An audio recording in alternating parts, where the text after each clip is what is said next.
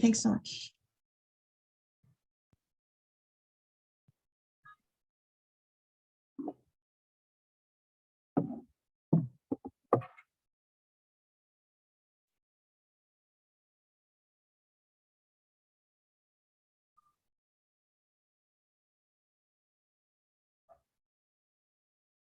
Well, I guess we will begin.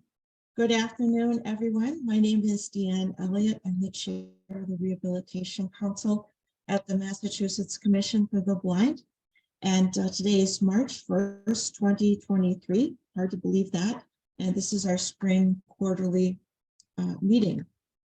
So we will call our meeting to order. And our meeting is being recorded today. You might want to go press that little got it button on your Zoom screen.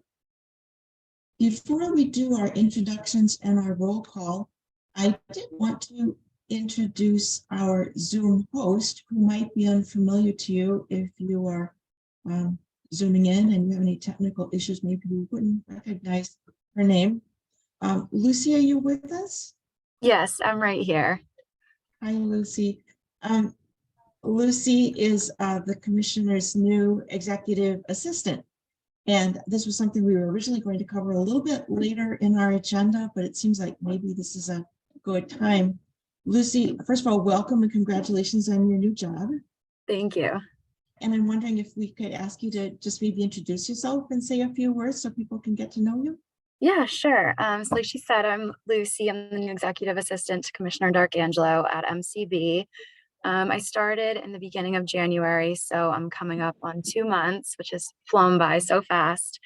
I'm from Massachusetts, right outside of Worcester, but recently just moved to Boston. So I'm new to the city. And I went to college in North Carolina, a small school called Elon University. And then for the past year, I actually lived in Austin, Texas. But I'm happy to be back in Massachusetts and closer to my family. And obviously anything you all need, feel free to contact me directly. So much.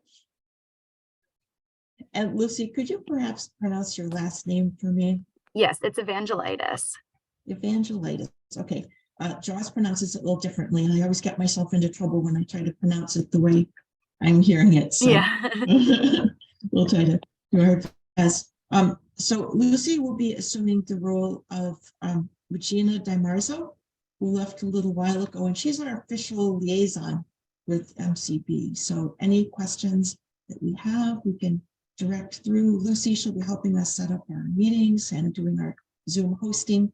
And the same is true for you, Lucy. If there's anything that we can do, if you have any questions, please feel free to reach out. All right, thank you. Welcome. So as Jerry had mentioned earlier, for those of you who might have joined us a little earlier, our secretary, Jennifer Harnish, is not able to attend today. And I wanted to thank her for her outstanding work on the minutes. And it sounds like Jerry Barrier has very generously stepped up to take on the role of helping us with our roll call and then later with our minutes, or rather with the taking the roll call for the minutes later. So I'm wondering, Jerry, did you receive that email with the list? I did. I'm ready when you're ready. Great. I love that. So I'm going to ask all of you who are RC members who are voting to please unmute yourselves. And that will help us get through our list kind of quickly. So Jerry, take it away whenever you're ready. Okay. I just want to mention too, Deanne, that you're quite muffled. I can understand you with a headset on, but I don't know if there's any way you can get closer to your, it sounds like you're not using a headset, which is often a problem with a laptop. No, I'm using a headphone with a microphone. Okay. And it's the same one I have used for many, many meetings. However, this is a brand new laptop for me.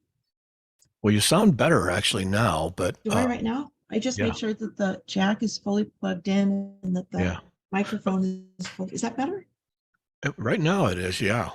Okay, thank you for letting me know. I will try to speak up. Okay, roll call. Okay. I'm Jerry, I'm here. Martha Daigle. David D'Arcangelo. Yes, good afternoon, everyone. Thank you. Good afternoon.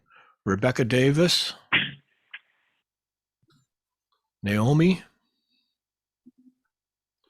Jennifer, not here.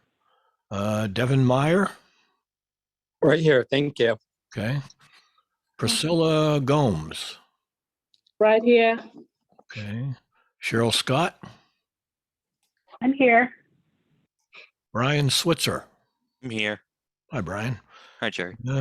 Jennifer Whitmore. Deanne Elliott's here. So looks like we have enough. Well, actually, I don't think we do. I counted 7, and that should be a majority. Let's see. 12. Deanne, Jennifer, Brian, Cheryl. I forget. Was Cheryl here? No. Cheryl's here. Priscilla's not Yes, here. I'm here.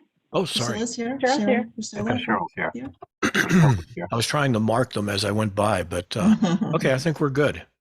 Yay. Okay. Well, thank you for doing that.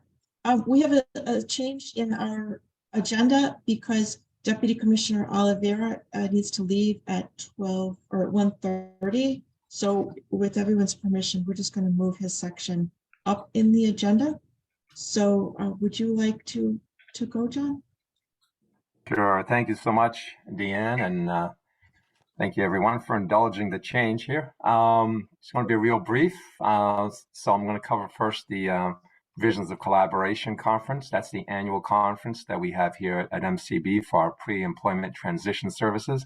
Things are going well. It's going to happen this month in March, and there are well over 100 people registered already. So things are going really well, and we look for an in-person event, and probably one of our first major in-person events here at the agency. But we are looking forward to getting back to some of the old ways that we had before COVID hit. The internship program has kicked off. We've had 2 meetings, and everything is coming together. We've picked some dates. We've reserved some space. We are going to do it. One of the sessions is going to be virtual, and the other session is going to be in person. And starting to work on getting referrals from the counselors regarding interns that are interested in participating this summer. So that's going along pretty well. I want to touch base briefly on the partnership with the National Industries for the Blind. First, yeah, the day's going good. Yeah. Okay. So the first group of 3 have made it through and are in different phases. Now we have a second group of 4 individuals that expressed interest in working in the e-commerce field, but NIB is expanding the curriculum a little more to give people a few options other than just e-commerce. They're also sort of adding a lot of self-employment type situations, a lot more business training coming up that's being introduced into the program, so that if e-commerce is not your thing, but another type of business might be something you're interested in, this training would be valuable for someone who is a self-employed entrepreneur. So we have 4 people that have expressed interest, and some meetings are occurring this month, and I think it's scheduled to kick off within the next several weeks to introduce the individuals to the first module, which is an extensive computer training program, very intense, so that they have the necessary skills needed to complete the other modules of the program. In the next gen, our collaboration with MRC, we're doing well there. Referrals keep rolling over from MCB, and consumers that we feel can benefit from some of the services being offered through that grant program. And we're getting good feedback. Staffing issues at MRC have continued to increase as more individuals get hired and brought into the program. So looking forward to continue working on that project. That's several years, so we'll have a long relationship with that project as it moves forward. But we probably towards the end of this year, we might be able to have some results that we can report or early next year. And that's it from me now. Thanks so much, Deanne, for letting me go ahead No worries. and have a good meeting. And again, thanks for letting me present my my information today. Do you have just a moment to see if anyone has any questions? Sure. Great.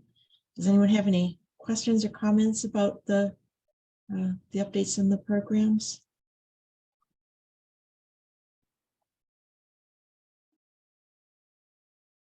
I have one. I mean, do you feel like the interest that you're seeing in the programs for the internship, has that been robust? And yeah, it's early on. We have, I think we have close to 30 referrals already. And seeing that we just kicked this off in early February, I think that's pretty good. So that's great. As the students return, many of our students have spring break coming up. They'll be in touch with their counselors. They'll find out what the interest level is, and they're participating. So it'll definitely will pick up. We're definitely right on schedule with the numbers of referrals that we have at this point in time. I think we've actually have 2 actual placements that's already secured the placements that they were hoping for the summer. So we're well on our way to bring everybody in, and we're going to continue to do the soft skills training in May before once we have all the interns ready to go to start their internships. We're going to continue to offer that. So it's we're going to be looking at that program to make sure it's up to speed and covers today's current topics. And we're looking forward to having another great season. Great. Thank you so much. All right. Thank you. So returning to our agenda, we were doing introductions, and I didn't want to ignore some of our other guests, not RC members, but folks who are attending either from MCB or from other state agencies. If anyone would like to introduce themselves, please do speak up.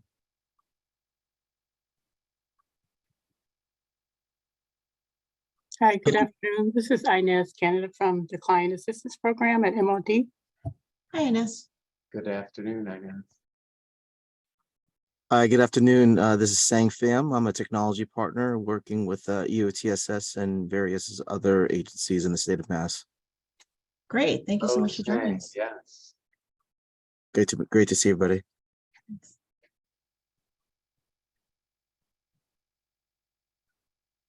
I think I heard a couple of other MCB employees pop in earlier. Yes, we have Lauren and Nate.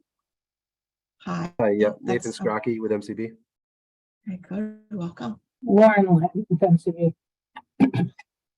Hi, Lauren. That was Lauren Lang. I think it came through a little muffled in my end. I just want Yes, to make sure in our so recording sorry. that you get recorded as being here. Yes, Lauren Lang. And it looks like we have some good community advocates too. I recognize Myra and Mhm. Carol. Very good. Welcome. Yeah, I heard a lot of names I recognize. Good. Mr. Commissioner, I had invited Robert Jones, as we usually do, from Health and Human Services. Do you know Yes. if he's still in his position with the new administration? Yes, I was going to Yes. leave that for my update, but I'll give you the update now. Oh, okay. So there's been a change, obviously, in administrations. Governor Baker has left and Governor Healy is now the governor, and it's a different administration. So with that, Mr. Jones left, I want to say it was either late December or early January, right before the change. And there was somebody who had been working under him who now is doing much of that function of like the boards and commissions. That gentleman's name is Gabe Cohen. And I just found out yesterday that he's the person assuming to. Now that could change. We're going to be meeting the new secretary today. And so I would imagine roles may be adjusted, but I don't know. For the time being, it's Mr. Cohen. would you be able to send me Mr. Cohen's email address, and we'll include an invitation Sure, to him for the June meeting? yes. Yeah, great, thanks. Lauren, I believe you've liaised with Mr. Cohen, or one of our executive team has, right, Lauren? Well, Commissioner, Maybe Thelma? I think that Regina was handling that. I can send his address to Deanne afterward. Yeah. Really. Yeah, I'm trying to remember who connected us though to Gabe. Was it Thelma? We'll find it, Deanne. We'll make the connection. Okay.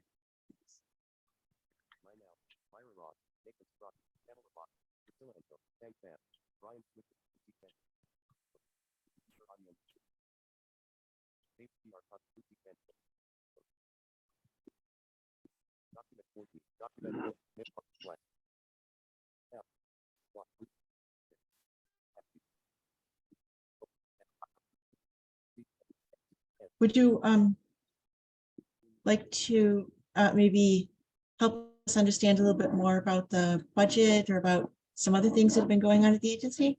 Sure. You want to go into the commissioner's report now? Oh, I'm sorry. We were kind of moving around a little bit. Actually, I did want to approve the minutes and so forth. If you'll be with us for a while, maybe. Sure, we'll come yeah, back. no, whatever Okay. RC wants to do. Sorry, we're just I'm gonna need to be flexible with people's schedules. So getting back to our agenda and our minutes, I did reach out in the last few months to the Statewide Independent Living Council, SILC, and explained to them the situation that we had with their representative. I think she had just recently retired at the time of her appointment last year, and is not serving. So they were very happy to know about it, and they're going to be reaching out themselves, and they will look into finding their representative, and hopefully in the next few weeks, maybe by the June meeting, they'll have worked out their representation with that seat.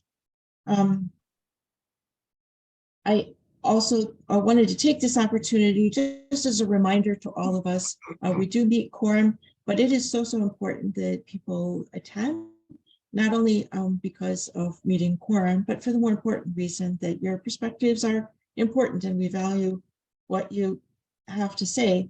We haven't really enforced it so much in the past because our focus has been primarily on getting our appointments, and so I wanted to be flexible. But now that we do have almost a full house, if not a full house, I do want to remind folks in a gentle sort of way that our bylaws do say that there's an expectation that people will attend every meeting or nearly every meeting, and that it is helpful if you reach out to the chair in advance, whether it's me or the next person, to say if you're not going to be able to attend.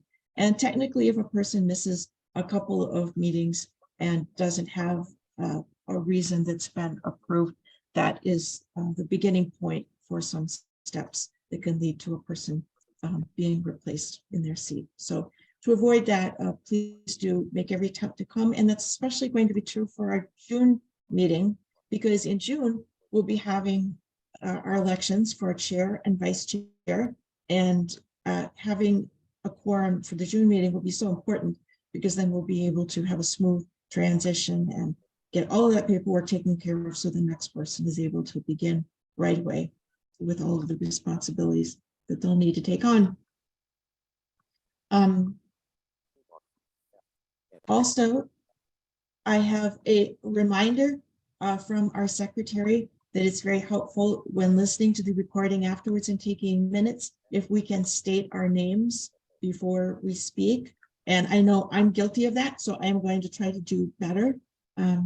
We all know each other's voices, and it's easy for us to forget that not only does the secretary sometimes need to tease out the voices, especially when a couple of people are talking at once, but also for people who are phoning in and for members of the public who don't know our voices, if you could just state your name before speaking, that would be really helpful. Jerry, I think I'm going to queue you up again if you would help us with our approval of our December 7th minutes. Did everyone, I assume you got a copy because that was in the packet. And if you would unmute yourselves, we can get to the meeting roll call quickly. Is there a motion to approve the December meeting minutes? This is Cheryl. So moved. That's Cheryl Scott. And is there a second? Yes, Cheryl. Thanks.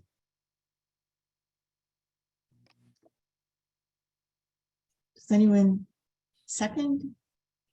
This is Brian Switzer. I second it. Thank you. Brian Switzer seconds. So Jerry, if you would like to go through the meeting roll call.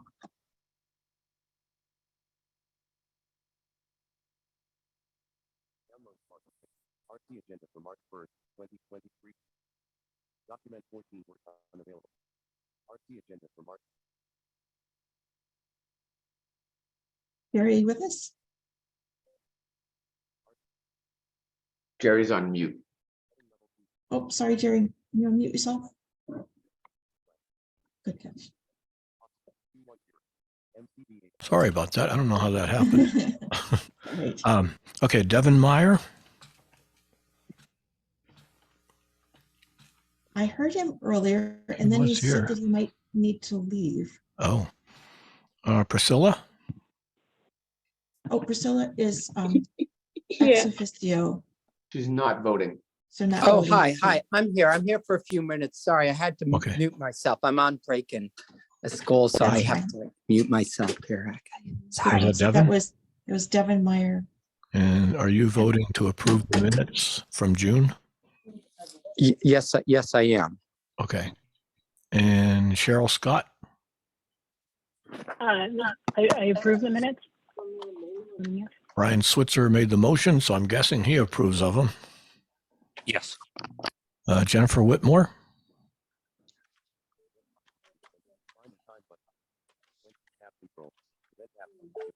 Jennifer Whitmore.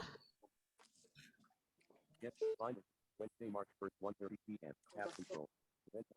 I'm hearing another meeting in the background. I don't know if anybody else is hearing that. Jennifer Whitmore, are you here? I don't think I've heard her voice. Okay, and Deanne. I am here. I vote yes. Okay. So I think our minutes pass. Well, Not pass. Is there a discussion? I should have said that, shouldn't I? Pardon my parliamentary procedure. well, not only that, but we're missing a vote. We're missing Jennifer, so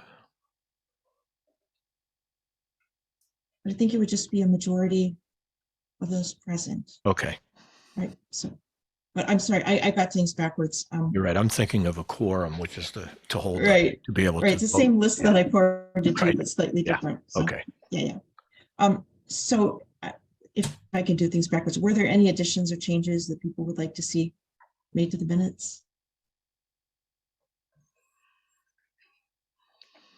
Hearing none, I will say our meetings have passed. And also a thank you to Jennifer for amending the September minutes. There was a small change. She made that addition. And Lauren, I think you had asked us for a copy of those September minutes. So for your records, so I will forward to you the September and the December minutes now that they've been approved.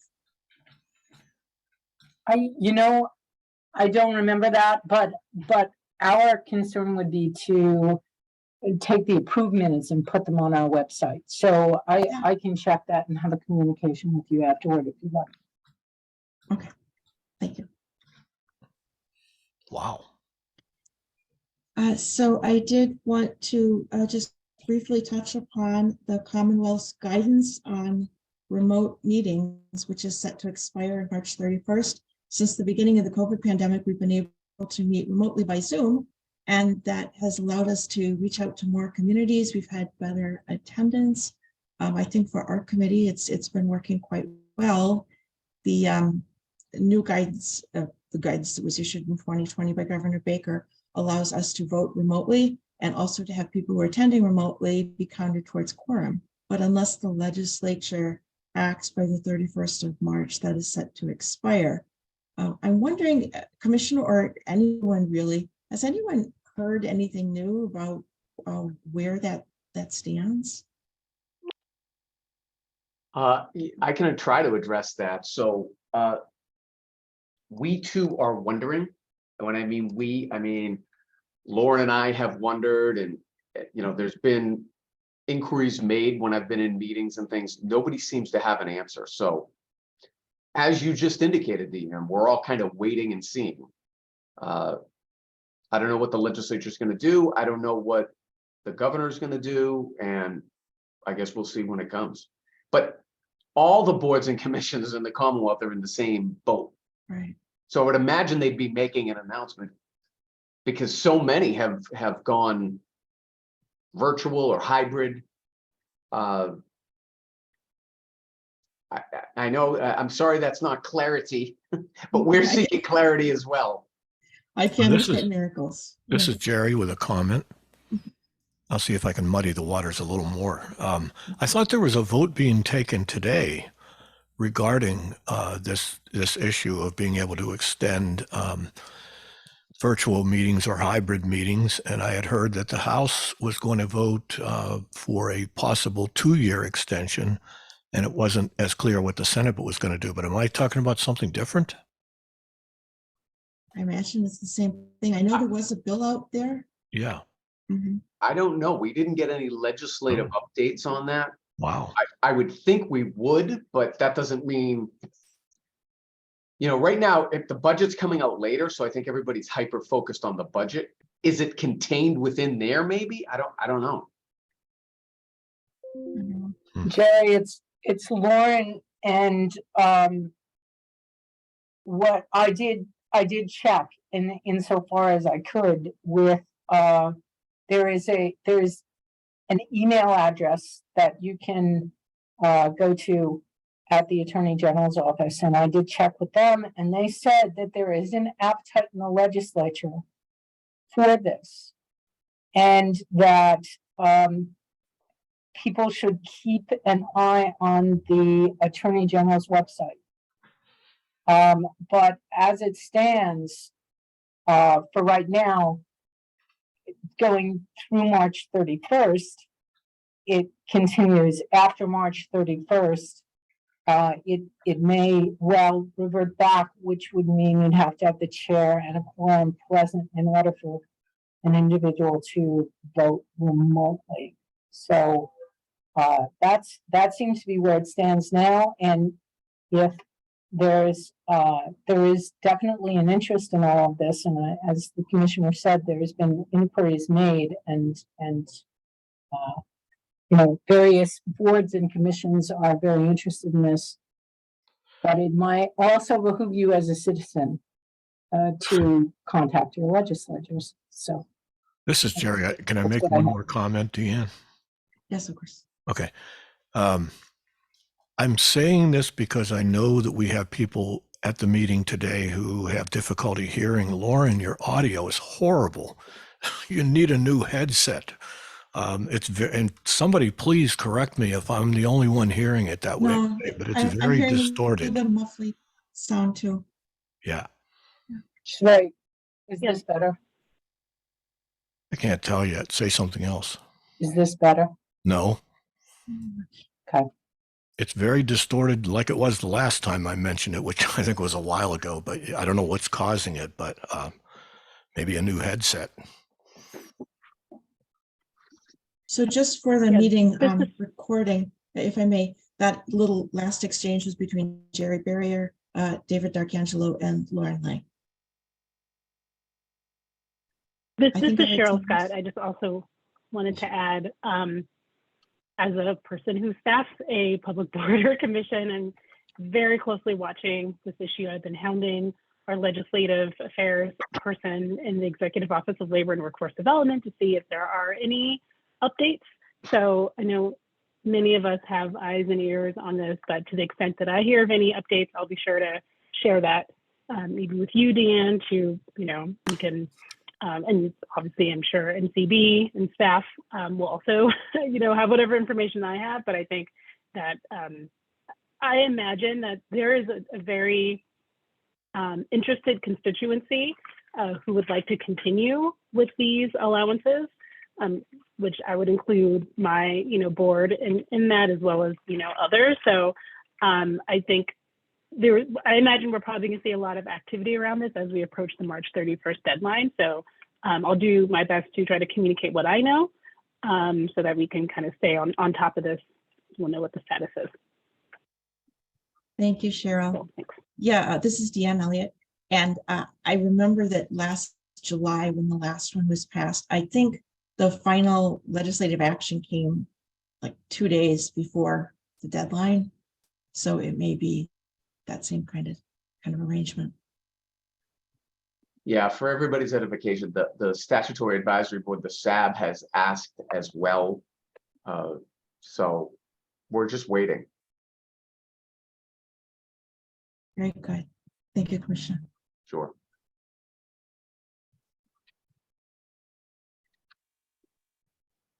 I also wanted to provide a brief update on the MCB landing page. I've been working with Michael Sacconi. Michael, are you here on the call?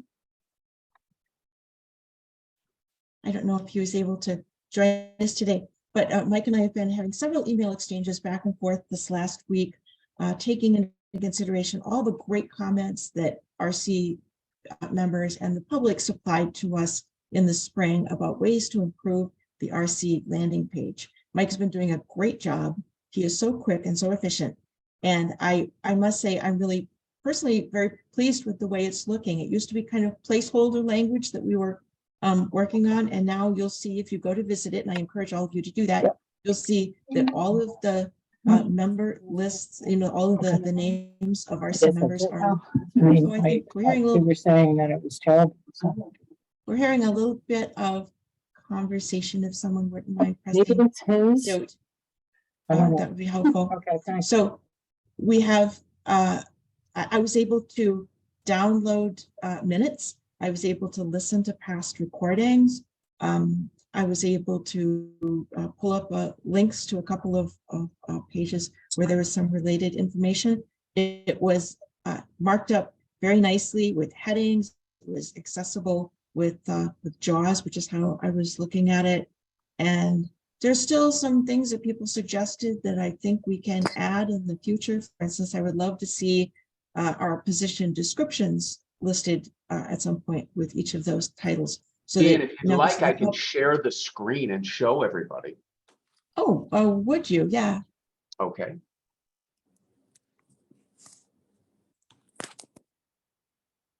Here's the page. Up top is MCB Rehabilitation Council. It then says the Massachusetts Commission of the Blind MCB Rehabilitation Council, RC, consists of at least 15 members who are appointed by the governor. The majority of the members are blind. Members serve. Commissioner, would it be possible to have JAWS running? Yeah, I'm a Zoom text user, but oh, I know. You know what I can do? I can put it in the chat. I mean, if you'd like, hold on, let me close that. That would work much better. Yeah, if you could just stick the link in there. Yep. I appreciate what you're doing. But I'm thinking for the full experience, it might be good to get the JAWS thing going. I apologize, because that would have been a really nice thing for us to look at today together. I just put it in the chat. Oh, okay, thanks.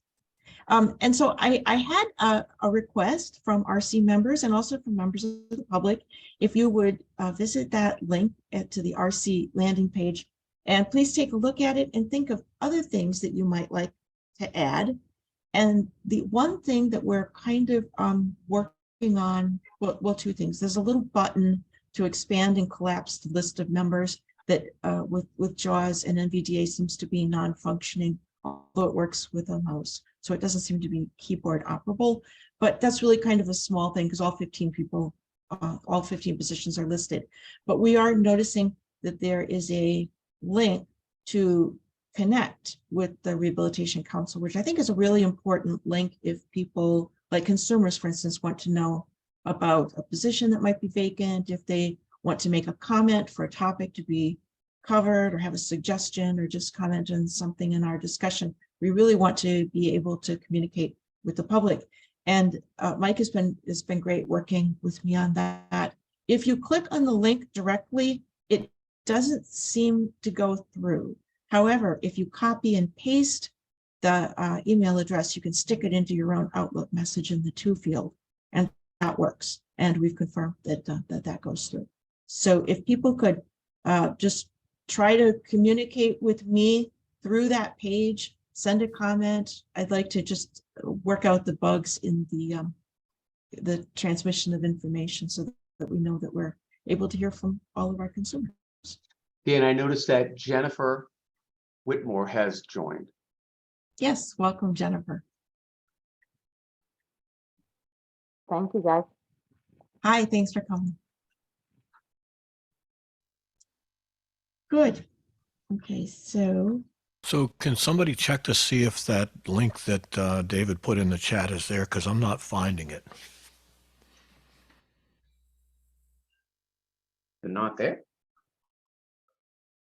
Unless maybe you sent I it don't to see the I don't see the link either. Maybe Dave, you can try putting that in again. Okay, here we go. and make sure it shows chatting to everyone. Yep. I see it now.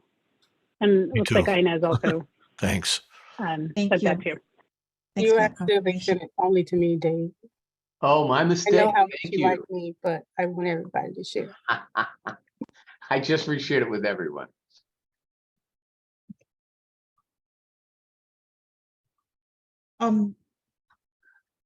Curious, has anyone else been using that website recently or that webpage recently? And are you finding what you're looking for?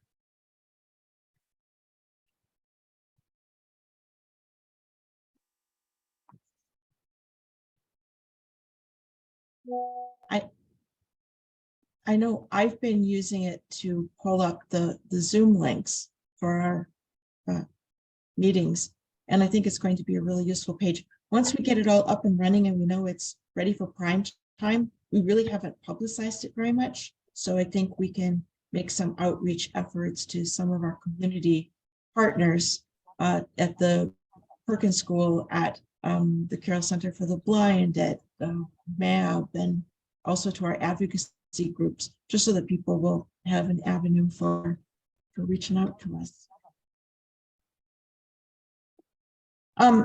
Concerning the RC annual report that was due on December 31st, that was completed, and I think Nate is on our call today. So thank you, Nathan, for all of your assistance completing that project.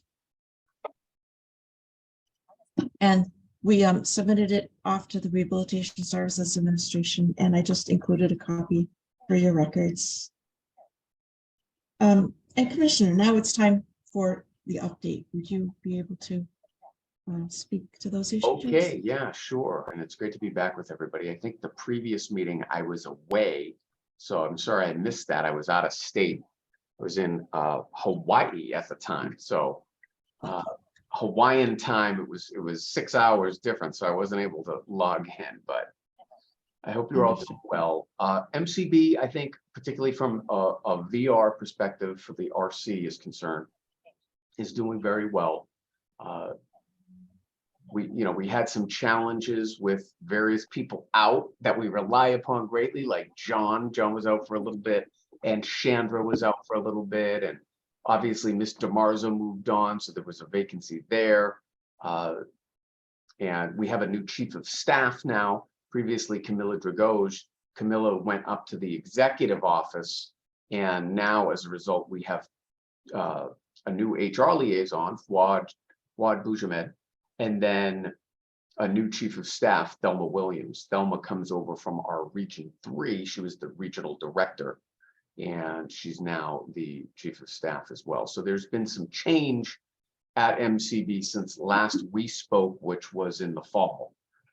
But I think it's good. A lot of it is natural, where people are going to be upwardly mobile, and certain people need to be out for reasons. Those are all good reasons too. So nevertheless, though, we've had to kind of have redundancies for that and kind of do double duty. So shout out to Nate. Nate's really done a good job, and others who have really kind of stepped in to make sure that we continue to get placement. So overall, I think our numbers, as the annual report indicates, our numbers are strong. Our numbers in terms of the amount of opportunities that we're finding for consumers, the amount of closures that we're getting. So that's good news. I think from like a macroeconomic point of view, people with disabilities are generally benefiting a little bit more, and the data indicates that. If you go on to disabilitystatistics.org, that's the project, the End Time Project, which is a collaboration. They're on a grant from the Department of Labor and the USEDS to produce the disability labor numbers the first Friday of the month, when all of the other unemployment data comes out. And it indicates that people with disabilities, while there's still a big chasm to the general workforce, have made gains that have outpaced that of the general workforce. So we're seeing that in Massachusetts too. I think MRC's numbers somewhat mirror that as well. So there's two elements to it. One, the labor participation rate, and then two, the unemployment rate. So both of those, I think we've seen steady gains since COVID has been subsiding, which is good news. Essentially, what all that jargon boils down to is there's more opportunities for our consumers in the workplace, and generally we're getting good closures and we're getting good results. And I think, Nate, the recent 9/11 that we filed indicates such, right? Yeah, our numbers are showing good closures. And yeah, then everything looks on par as it did before COVID. Yeah. So now in terms of gains, it's a little bit misleading. If you look at year over year, it may look like we had a slower year, but I don't know how accurate that is, because I mean, really the year prior to that was the COVID year when there was nothing. So like what quote unquote in air quotes came back was some people that were originally employed anyways. They were really just going back to work. So part of that can be a little misleading. So I think we're doing well. And then if you'd like, I can share the screen you asked, Deanne, for the budget numbers. So I'm sharing the screen now. This is a little bit easier to decipher than the other dashboard that we had been doing, and for the SAB. I think this is a little bit easier to digest. And so I can read it for you if you like. So column I'm A. wondering, Okay. since like half of our viewers are blind and half are sighted, I think without the accessibility features, maybe it would be maybe if you might just give us your impression. I missed that other part. Oh, I'm wondering if you might give us your impression of the budget. Like, this is Governor Healy's first budget for fiscal year 2024. How's the agency looking? And yeah, so just to be clear, what I'm putting on the screen right now does not show that, because the budget hasn't been released yet. Right, but I mean the proposed budget. We don't have the proposed budget yet. That's coming out. It's either later today or early tomorrow. We're having the stakeholder call. Yes. Later today with the new incoming secretary. Mm-hmm. So we don't have those numbers here. What we have is the FY23 budget. Okay. All right. Now the indications that we've gotten from HHS has been a status quo type of budget. So we don't anticipate a major change either way. It's probably going to be a good number that we can rely upon. So if you'd like, do you want me to go over the spreadsheet? Yeah, I'll let you use your discretion. If you could just read aloud the categories and the the major figures. Right. So column A is the line item number. That's the appropriation number that appears in the state budget. Okay. There's two accounts. 4,110-3010-3010. That's our quote unquote state appropriation. That's our state match. And then the 4,110, 3021, that's the federal grant that we get. Okay, that's the federal VR grant that we're allotted. So the next column describes that. That's the appropriations. They both read vocational rehabilitation for the blind. The first one is the state, the second one is the federal. Column C is the FY21 budget with overrides, meaning that was the enacted budget, complete books, that included all the overrides by the legislature and, overriding the governor's vetoes and everything else. The total between the state and federal is nearly $11 million. It's $10,908,520. Okay. So then the FY22 was 10.5, FY23, 10.5. Then, of course, you got to remember that the reason why there's different numbers there, you may say, well, why are they different numbers? Because the governor's budget does not contain earmarks. The legislature adds earmarks in their versions of the budget. Okay. And so I can go to column G, which is year-to-date expenditures. That shows what we have spent thus far through the fiscal year. As everybody knows, the state fiscal year ends on June 30th, and the federal fiscal year, to which some of this money applies, ends on September 30th. All right, so we're about halfway through the year, maybe a little bit more.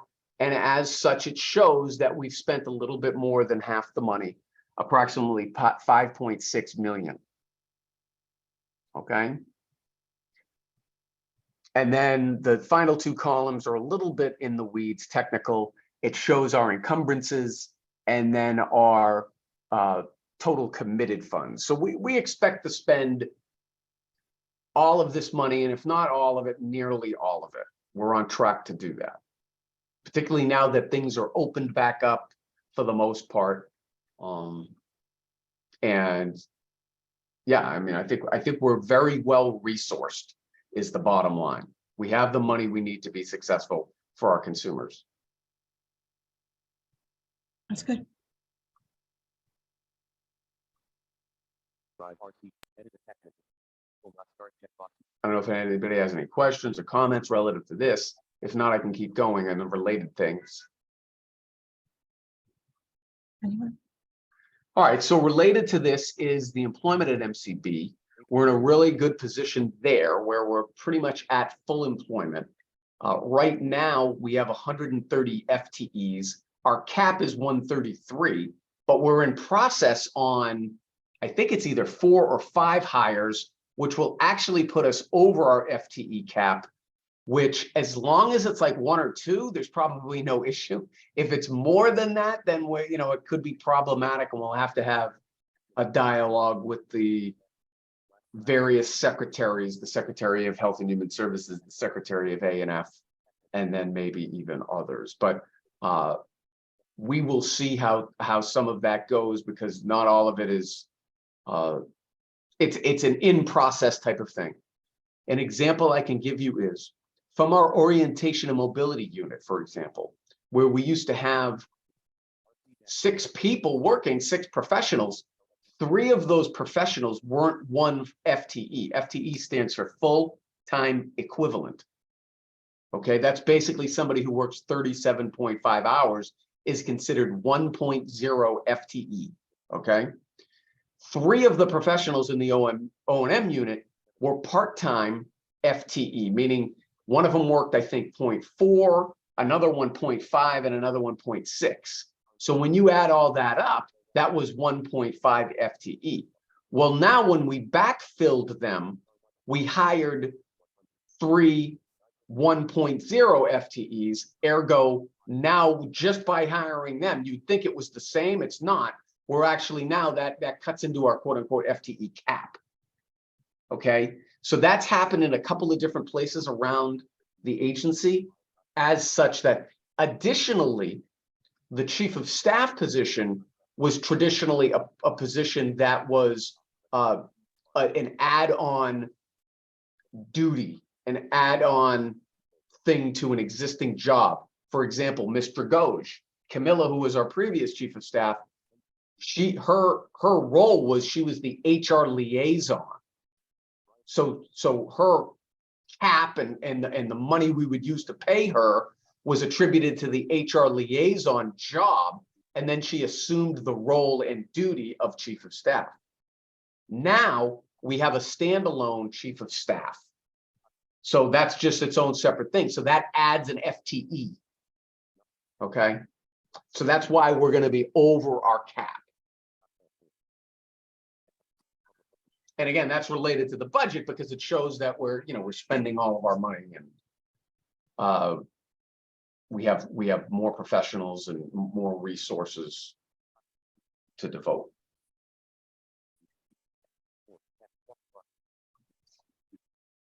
Any questions, comments? If not, I can keep going on related items.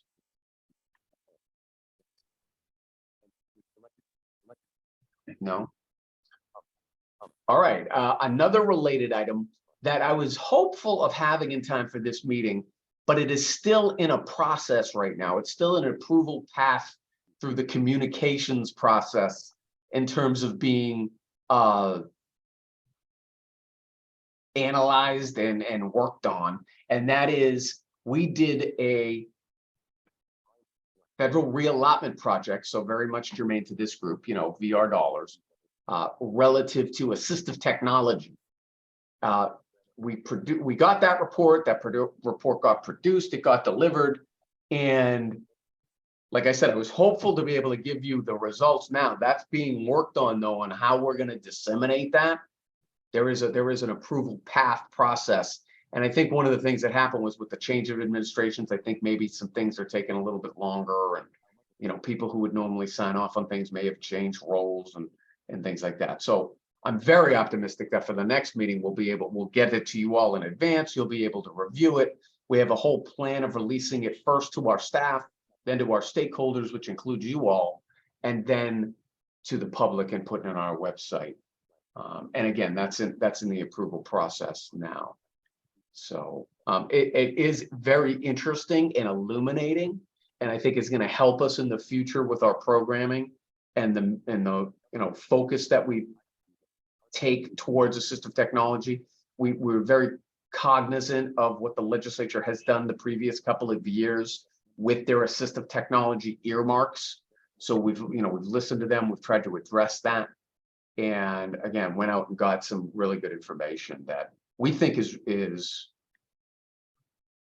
it's going to be it's unique, because when we originally went to get the data, we looked and we did research and we couldn't find anything. That was one of the reasons why we decided to do our own. So this should be very helpful to the whole community.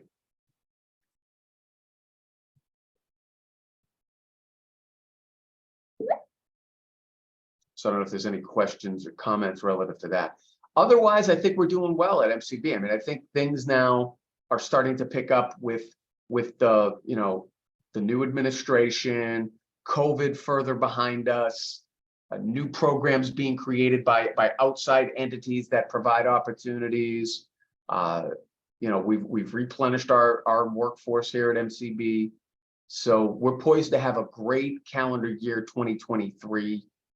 And I believe in our team. They're doing a great job. The consumers continue to do a great job. Obviously, we continue to have success stories. I think, as John indicated earlier, we're going to have another good crop of internship candidates, and we're going to have, I don't know if Nate's still here. Maybe he wants to talk about what we're doing, other events, divisions of collaboration. We're also doing, is it the day before or the day after, Nate? We're doing an eye care provider event. We have a stakeholder event slated for May that we're going to be doing at the Carroll Center that you all will get invited to, which will be the leaders of various blindness organizations that we're going to do a convening and bringing everybody together to. Finally, one thing I will mention is actually starting in 5 minutes is a CSAVR call. So they're having CSAVR, as you may know, is the all of the state VR agency organization that everybody meets. It's it's the general VR agencies, it's the blindness agencies. They're having their conference in Bethesda in April. So I'm going to be going to that. Is it the third week of April, Lucy? I'm going to be going to that for the first 3 days. And then after that is NCSAB. Part of that will be virtual. So while I'm not going to physically attend, I think I'll be there virtually. I think I'll be logging in virtually to that. Otherwise, trying to think other RC stuff. Oh, Randolph Shepherd. Just today, we're up at the State House. The State House is getting really kind of one of the first and best setups of these new micro markets that really I think is going to be the emphasis on Randolph Shepherd in the short term and long term, because many of the Randolph Shepherd stands, unfortunately, still have not come back due to lack of foot traffic from COVID. Like the one in this building, I'm sitting at 600 Washington, where our headquarters is. We used to have one on the first floor, Miss Cindy. She hasn't come back because the foot traffic isn't there to support it. So there are some locations that are doing well, Ashburton with the McCormick building, and Boston City Hall opened back up, one of the court locations, the post office location. But I think out of the 28 locations, I think like 20 of them are, really kind of not doing well or closed because there's just no foot traffic. So what we're hoping is to be able to introduce these micro markets that are automated, that can be serviced a few times a week, that work 24/7. And so anybody who wants to come by can get their snack or beverage or whatever out of them. And we're hoping that can help really inject new innovation and business into the program for our Randolph Shepherd vendors. So I don't know if anybody has questions. I have a question, if I may. Yes. This is Deanne Elliott. There was, of course, an audit recently that came out of the auditor's office concerning the supervision that Randolph Shepherd vendors were getting. Can you fill us in a little bit and tell us what steps MCB is taking to keep that program going strong, because that is such a wonderful employment opportunity for our clients? It is, yes, yeah. So overall, the audit did come back like any audit usually does. There were a couple of findings. One of the findings, or the most substantive, and Lauren, correct me if I'm wrong, and we should make it available to everybody, by the way. I thought it was maybe being put on the site, but if not, we should make that available to you all. One of the findings was the record keeping, and some of the records that we didn't have were older paper records from, Lauren, was it like the late 80s when people had begun their stand? It could have even gone back a little further than that. Yeah. Can you hear me now? I just want to make sure I'm clear. Yes, we can hear you loud and clear, Lauren. Okay, No, it's not loud and clear. It's distorted. It's kind of muffledy.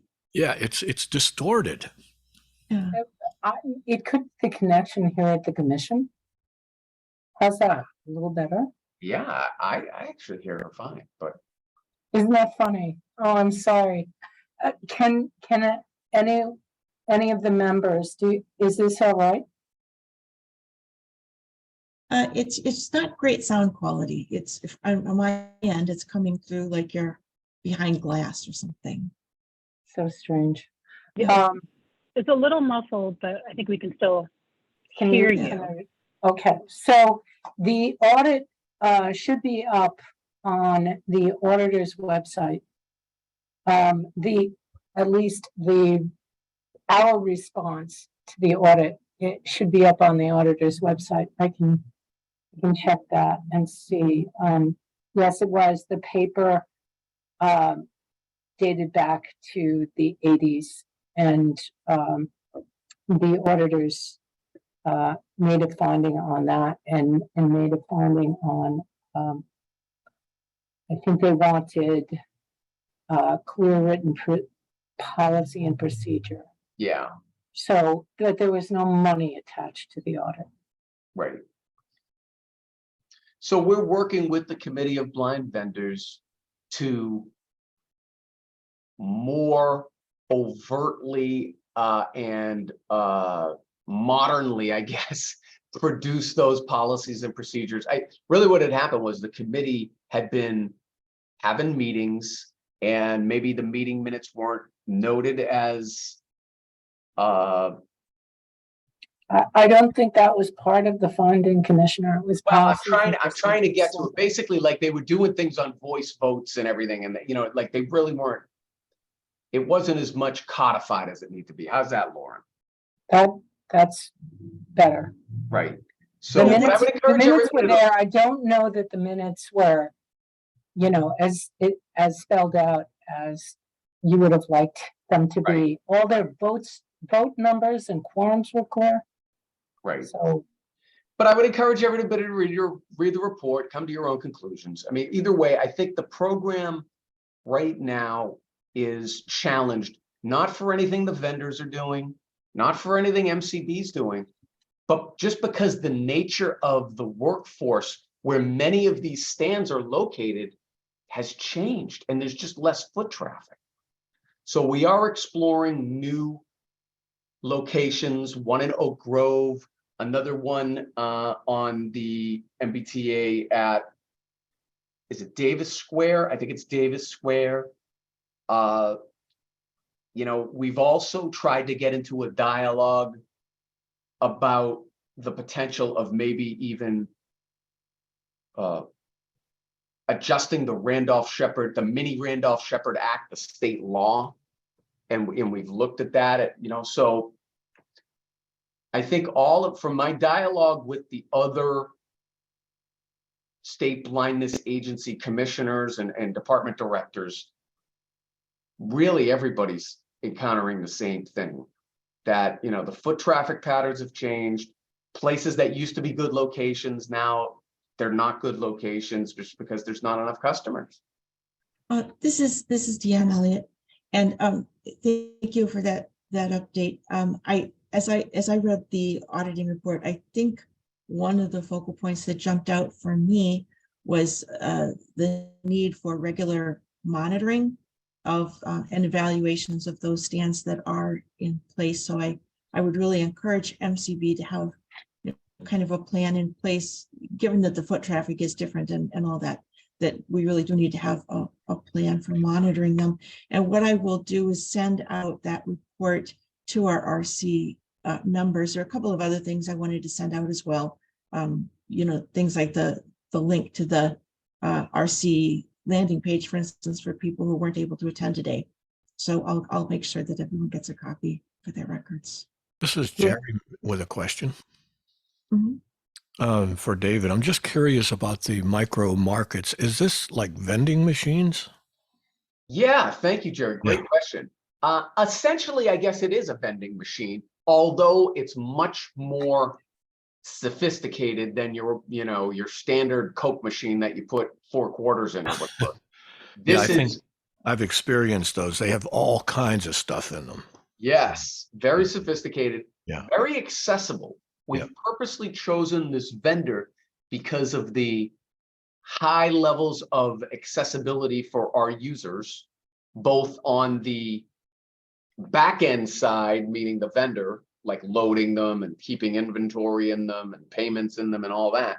But then for the front end user as well, somebody who wants to buy a sandwich so they now have very elaborate machines that produce more than just a hot cup of coffee. Like it will do, like, you know, I maybe for the next time, if you want, we can have Jim come and make Jim McManus is the director of the Randolph Shepherd vending program.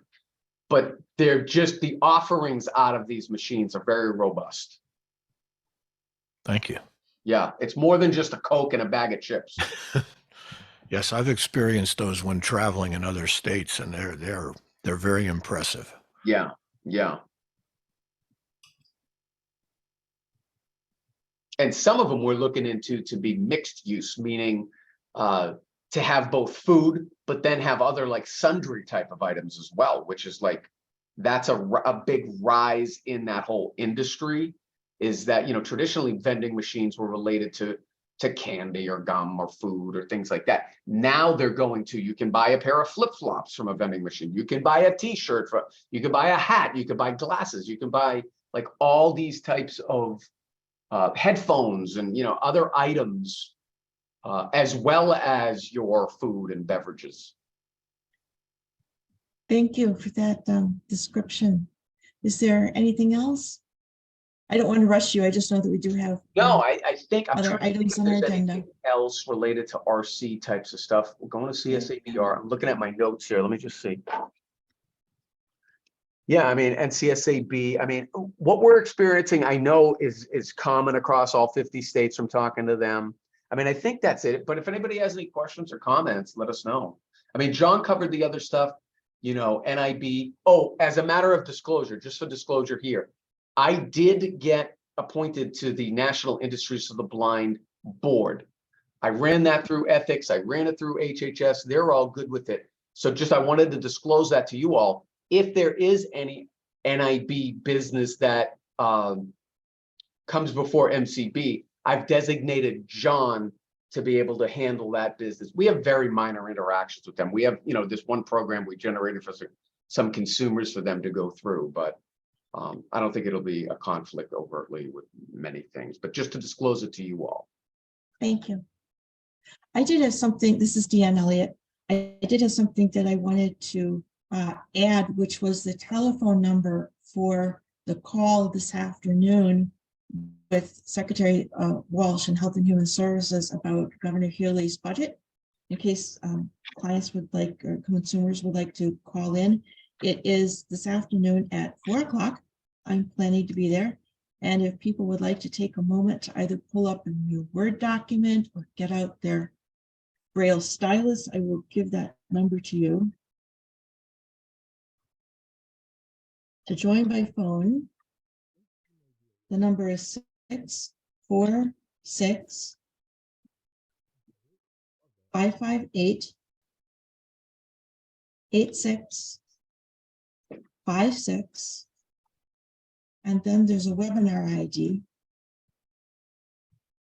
which is 973 9972 6279. Yeah, thank you. So hope to Just see let them know Massachusetts is here. some of you on that call. Sorry, I should have muted. I just asked Lucy to log into the CSAVR call, just to listen in. Okay. Busy day. We get the budget coming out, CSAVR call, the RC. Very good. Any other questions for the commissioner before we move on?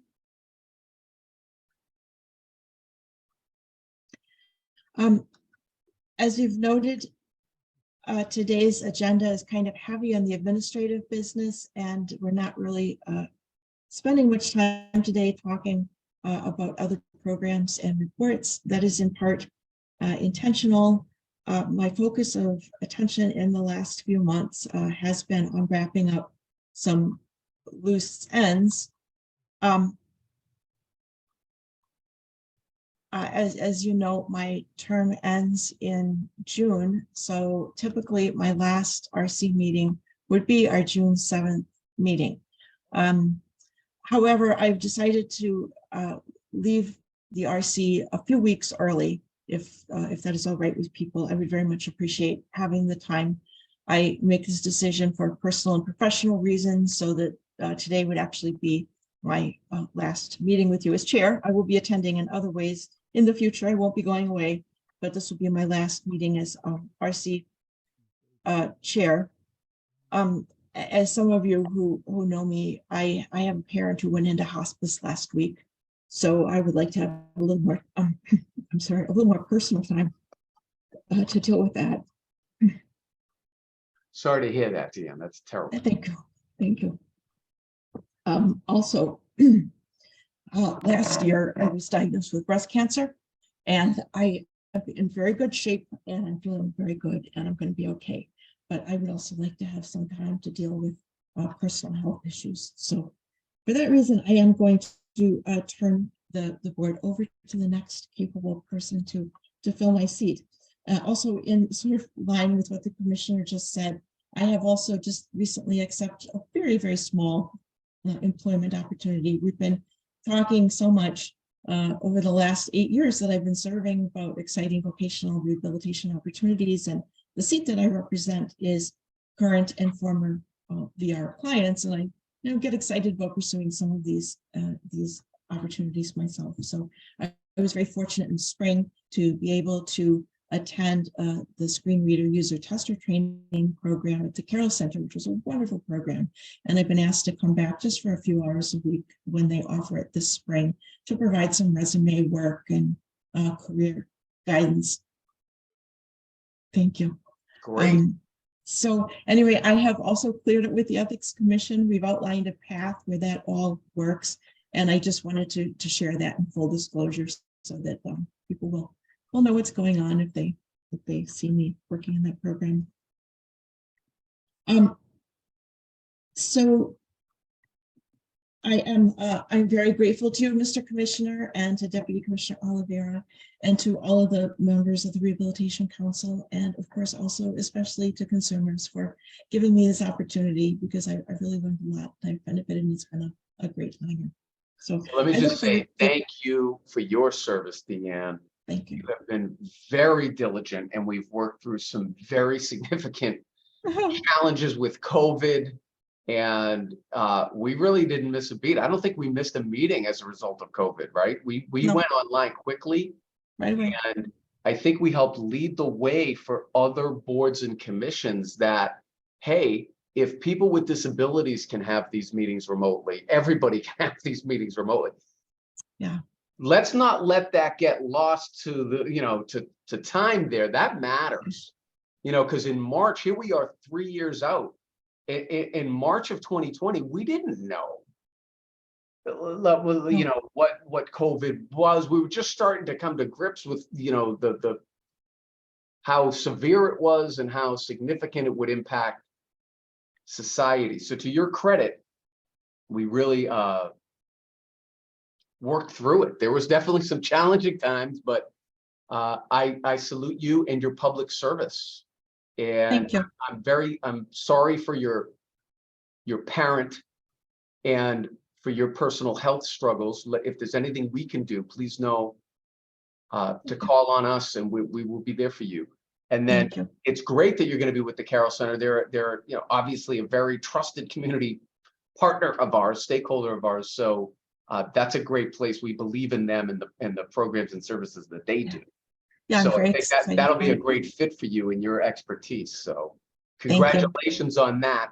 There's a lot, you have a lot going on. So a lot going on. Yes. I thank you for your service. Thank you, sir.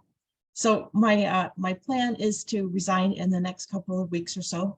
And I do plan during this transition period to pull together a lot of the records, the minutes, the annual reports, all those things, so that I can pass on something succinct to the person who fills the seat after me.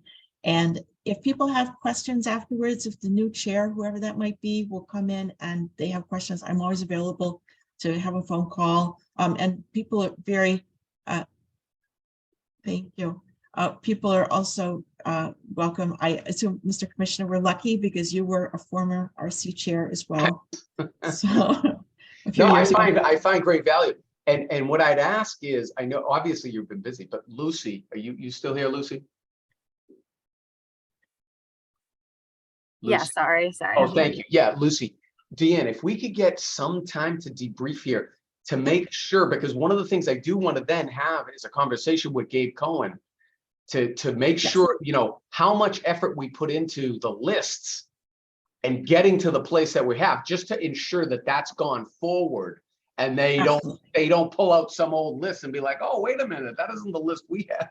You know what I mean? So yes, I have the most up-to-date spreadsheet. Hopefully we'll be hearing from Silk about their representative. Right. And I also wanted to stress, like, my position is that of a current or former recipient of vocational rehabilitation. My seat is actually a little bit unique because the RC gets to control to some degree. Of course, the governor makes the final decision, but RC and MCB really have a lot of agency in choosing a person to fill this seat in particular. We have less choice sometimes because we depend on choices from other member groups.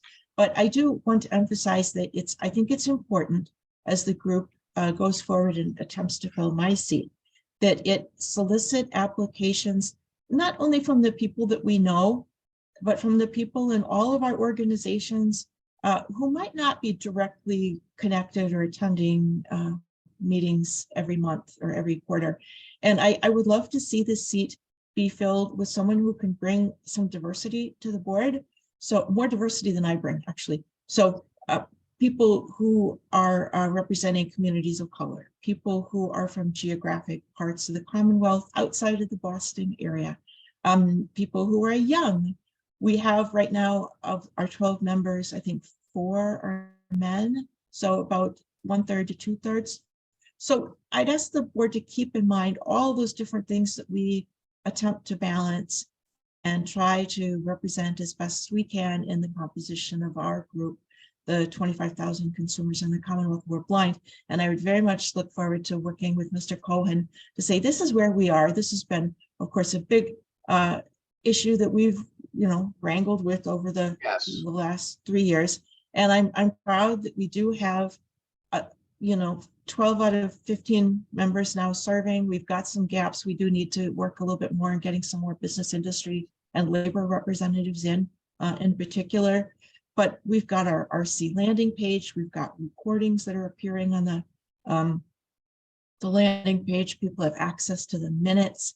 And I think there's a foundation here for a lot of really good work so that hopefully the next RC or the RC after me will be able to talk more about the substantive issues that I know we all want to get to. We need the infrastructure in place. And if I may disclose, I am still not happy about that executive order, Mr. Commissioner. I am not persuaded that we're actually stronger after that executive order. So in my private advocacy, I might be looking into having that visit. I just want to be fully transparent because I really was troubled by some of the language in that executive order. But that was just my take, and that will be something that the next RC will need to look into. But I think we've made some great progress together. Yes, and I'm optimistic about what the RC can do. We've got some great members on our board, which then brings me to the next issue, which is if anyone has had any thoughts about who might be interested in running for chair and vice chair in the June elections. So I wanted to take this opportunity to just kind of open the floor to discussion and see if anybody is interested. This is Brian Switzer. I'd be interested in running a chair for the RC. For people who don't know me, I have a dual master's degree in public policy as well as a master's in education. And I work in the career launch program over at Burton School for the Blind, and been working with within the vocational rehabilitation of blind and visually impaired adults for quite some time now. So I'd be happy to run, as well as, I'm happy to hear out other people who are interested too. Thank you so much for stepping up.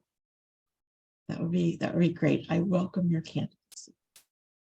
I'm wondering, Brian, would you be willing to write, like I had an opportunity to work with you through the career launch program a couple of years ago, but I'm wondering for those people who haven't had a chance to see your resume, we do have a lot of new members, would you be able to write maybe a couple of paragraphs kind of elaborating on what you just said, your background, why it is that you're interested and you'd be a good candidate, and then maybe forwarding a resume minus your personal information with your address and your telephone number, because this will be a public document, something that we could circulate to RC members for the June meeting so that people will get to know you a little bit better at the time of the vote?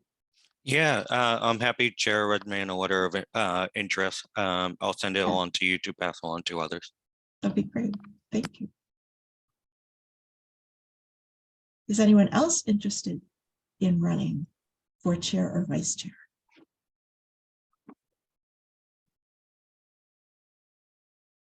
Our chair will need some support. I've kind of missed not having a vice chair. And as I'm envisioning it, I think if we had a chair, a vice chair, and a secretary,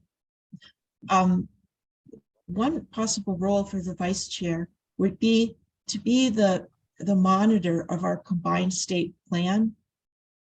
We had a number of priorities that we established last year, and it's easy to kind of get off track. We get into the routine business of the urgent topic of the day, but we need to really keep our sights focused on what we worked through as part of that process. And one thing that the vice chair might be able to contribute would be helping just make sure that the topics that we're choosing for our discussions go towards that goal, as well as providing other kinds of meeting support. Because once we have more robust committees that are meeting regularly, we'll need to have someone be a liaison with Lucy to set up the public meetings and to communicate things with the committee members and take minutes and things of that nature. So I'm thinking about the 3 individuals who served on the combined state plan committee last year. That would be Cheryl Scott, Jerry Barrier, and Naomi Goldberg. I don't want to put you on the spot, would any of you be interested in maybe taking on the vice chair role? And this is Cheryl Scott. I would not be interested in taking on a vice chair role because I am actually preparing to transition out of my role as the director of the Mass Higher State Workforce Board. As some of you know, I actually during the pandemic, I moved out of state, far out of state, and I've been working in my role remotely. But now under a new administration, it's best, my position is best served by someone who is local. So a hiring process is actually underway. If anyone's interested, I'm happy to share the job description. If you know any great candidates, please feel free to, to send them our way. But I am, preparing to transition in the next month or two. As this new person comes on, I certainly will introduce them. I hope that they will have some presence on with the RC, if not filling this seat, because there are multiple people I think who could fill the seat that represent Mass Higher Workforce Board. So it doesn't necessarily have to be the state director, as far as I know, but certainly I think it's been such a benefit for me to be a part of this committee. It's really helped to inform my work. So I am certainly going to recommend that the new director, again, be engaged on some level.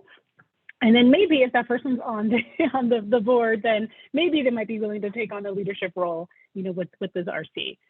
But for that reason, I am not going to pursue vice chair or another kind of formal role within this council. Thanks. I was afraid that might be your answer. I know that you and I talked a little while ago when you were first moving out west, and I have been delighted every quarter when I hear your voice on the call and I say, oh yes, you're with us for one more quarter. You've really done an outstanding job representing the State Workforce Board, and you just bring so much information. And we really appreciate all of the work that you've done over many, many years now. I think I started on this board back in 2015, and I think we kind of started at more or less the same time. Maybe you were a little bit before me. Yeah, Cheryl, let me just say thank you for your service. Yeah. You're very competent, both in this role and then your main role at labor. So that's a big loss for the Commonwealth. But I wish you well. Thank you very much for your kind words. I also wanted to take this time to really extend my gratitude and, best wishes for you, Deanne. You've been such a great chair. I think the RC has really grown and developed under your leadership. I think we did probably start around the same time, and it's been, so, we both have seen, so much take place, so many transformations. And as, Commissioner D'Angelo said, we've gone through some, pretty tough times, the pandemic and so forth. And so you've been so steadfast as a member and then really stepping up as a leader. You've really helped to kind of transform and bring us to be really strong and thriving as a council. So I wish you the best. I know that you're entering into a challenging, phase, in your life. I really hope that there are some great opportunities that open up, for you moving forward. But I really just want to thank you for all your time, dedication, passion. You're so committed to this. It's great to hear that you're still going to stay engaged on some level. But all the best in this transition. Thank you so much. And thank you again for all of your hard work. You've always been attending every meeting, and I have so much appreciated hearing your economic updates, and you've been great. So I wish you also the best in all of your future endeavors. Sounds exciting. Anyone comes to Colorado, come look me up. Yeah, where I'm at. Definitely. Well, I would love to have a volunteer for that vice chair role. It doesn't require a whole lot of time. Really just a little bit of a couple of hours between. I can't say exactly how much time. I guess it really depends on what's on our plate. But I don't think it would be too heavy of a workload. It would be nice, I think, if the chair, the vice chair, and the secretary could meet even for half an hour by Zoom once between meetings, just to flesh out what the agenda will look like, and delegate some tasks. It could be kind of a nice team.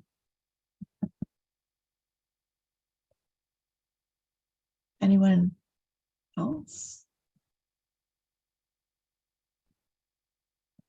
I might actually pick up the phone and call a few of you and try to approach you in a few weeks to see if anyone else is interested, or if not, then perhaps you can discuss it a little bit more at the June meeting, because it would be great to start with a fresh, full slate.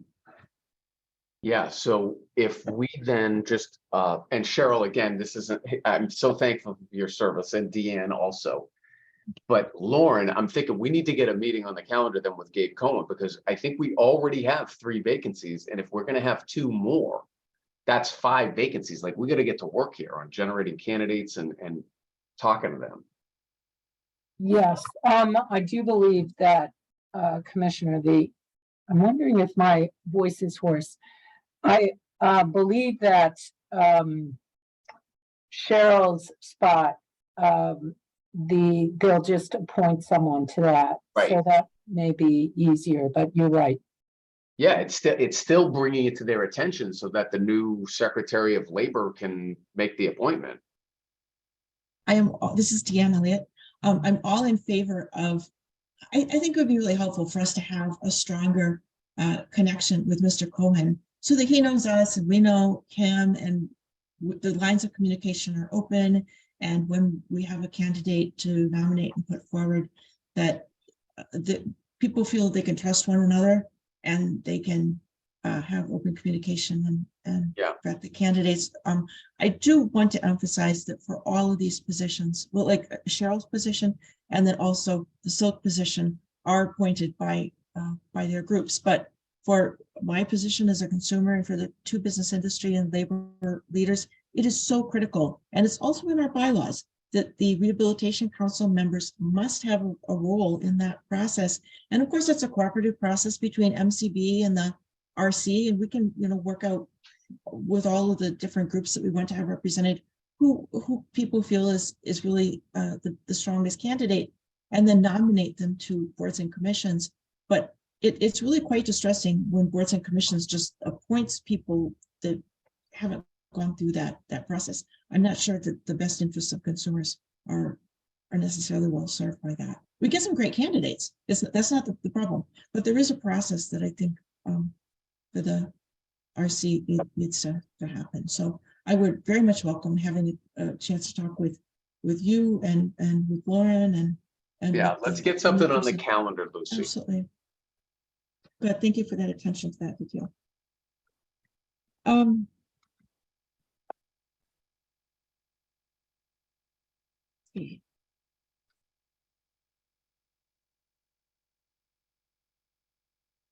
Pardon me, I'm going through my notes. We just covered a lot of ground. New business. Does anyone have any new topics that they would like to bring up?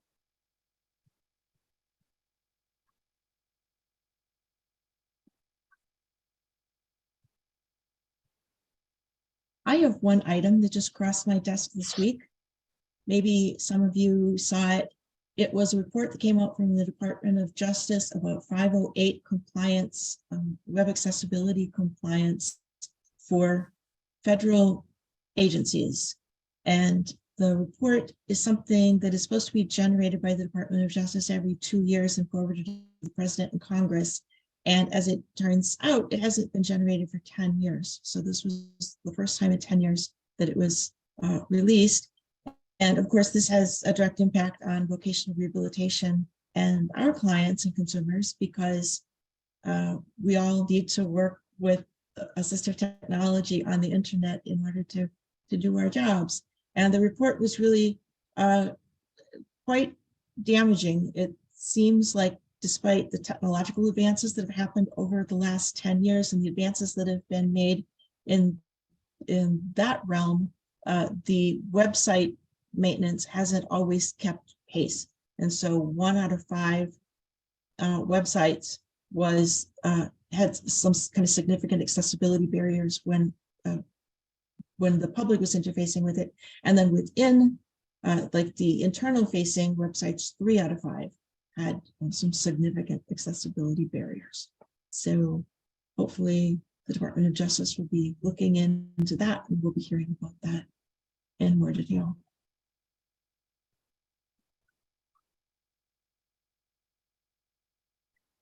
Any announcements from people's organizations, things you want to crow about, things that you'd like to share with the public in terms of attendance? This is Cheryl Scott. I do have something I want to bring up and get on folks' radar. I will say that my audio cut out a little bit in part of this meeting, so forgive me, this was already been brought up before. But we kind of as a collective workforce system are gearing up to start to develop our next WEO estate plan, which is due in about a year in probably March of 2024.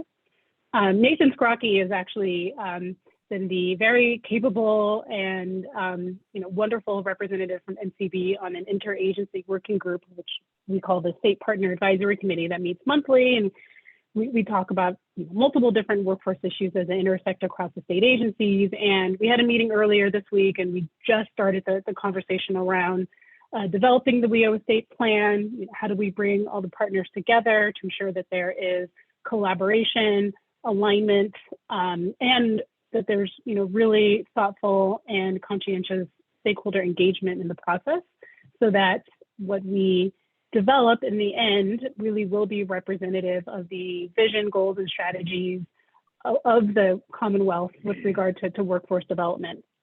So there's not necessarily a specific action item for the council today with regard to the state plan. I just want to put that out there as something that is that we're just getting started. At some point, probably in the next couple of months or so, there will be an opportunity for the council to be involved and help to inform so that the direction of the state plan. So be on the lookout for that. I know Nathan and I will be working to connect with the key spokes, the kind of key liaisons for the MCB, so that folks around the table, or kind of the virtual table today, and folks within this constituency can be involved in that process. So this is more planting the seed for more to come. And I know, Nathan, you're on today. I don't know if you have more to add to that. Hope I didn't steal your thunder. No, nothing to add. Thank you for bringing that up, Cheryl. But yeah, so we will be looking for feedback as we go through that process, and look forward to speaking to everyone about that. Thank you. Wasn't there just a meeting today, Nate, in Marlboro? So that was the meeting. We have so many meetings. I'm getting mixed up, Cheryl. I know, it's pretty easy to do because it's government. It's what we do. We form a meeting to set meetings about meetings. Right. But the meeting today is what we call our workforce partners meeting. Oh, and that's what it was. That is, and that's primarily within kind of the mass hire system. Those are our local workforce board directors, our local career centers, state staff, or folks who work in the central office level to influence operations and policy. And then we also invite our state workforce partners to be a part of that meeting, which is different from the state partner advisory committee, which have representatives from each of the WEO core partners, as well as other interested individuals and agencies like Department of Corrections and so forth. MassCap is another partner.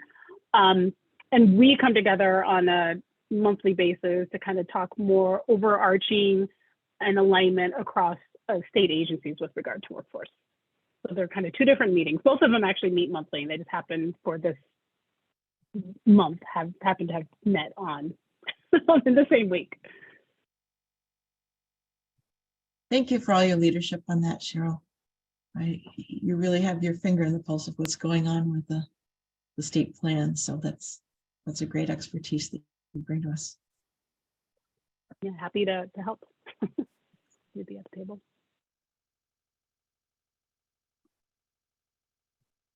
Jerry, I'm going to put you on the spot. Bay State Council of the Blind has a conference coming up, right? Yes. In the spring. We do. I believe that, well, I'm not sure of the date. It's in May. Okay. And I don't really know a lot of details, so I can't fill you in. I don't know if there's anybody else on here who is closer to that than I am. Lucy, we can get that date to provide to the group. That's on my calendar. I'm scheduled to appear. This Saturday is the NFB Mass at the airport. They're having theirs. At the airport? Yeah, at the back to the place that they usually go. Oh, okay. Yeah, I'm trying to remember the name of the hotel. Lucy, do you have that? There used to be a Hilton there. I think it's the Embassy. I think it's Embassy Suites or something. It's still the Embassy Suites by Hilton. Embassy Suites by Hilton at the airport. Yeah, at Logan. And then when's the one in May, Lucy? Dave Kingsbury? I thought he got that date to us. I'm checking your calendar. I'm thinking it's May 20th, but I could be wrong.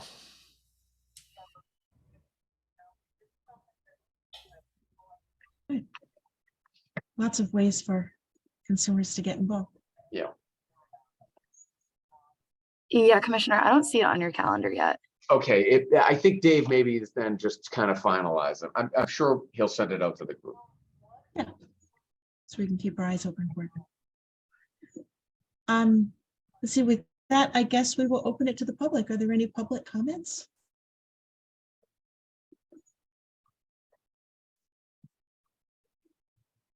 Lucy, might I ask you to tell us how many people we have on the call right now?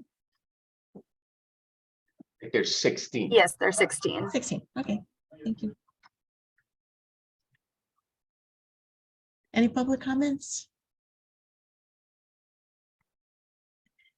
Hearing none, we will adjourn our meeting. Please keep in mind our next meeting is June 7th, also from 1 o'clock to 3 o'clock. I hope everyone has a nice spring. I'm looking forward to some nice warm weather coming our way. And again, thank you all for all of your support and your participation and your great ideas over the years. And this has been a really positive thing for me. And I really have enjoyed working with all of you. So thank you again. Deanne, I just want to say you're a giant among us, and I just have been so impressed over the period of time that I've been involved with you. So thank you. Thank you, Jerry. I've enjoyed working with you. And we'll enjoy continuing working with all of you. All right. Bye, folks. Thank you. Thanks, everybody. Call us if there's Thank any. you. Bye. Have a great day. Thank you, everyone. Bye.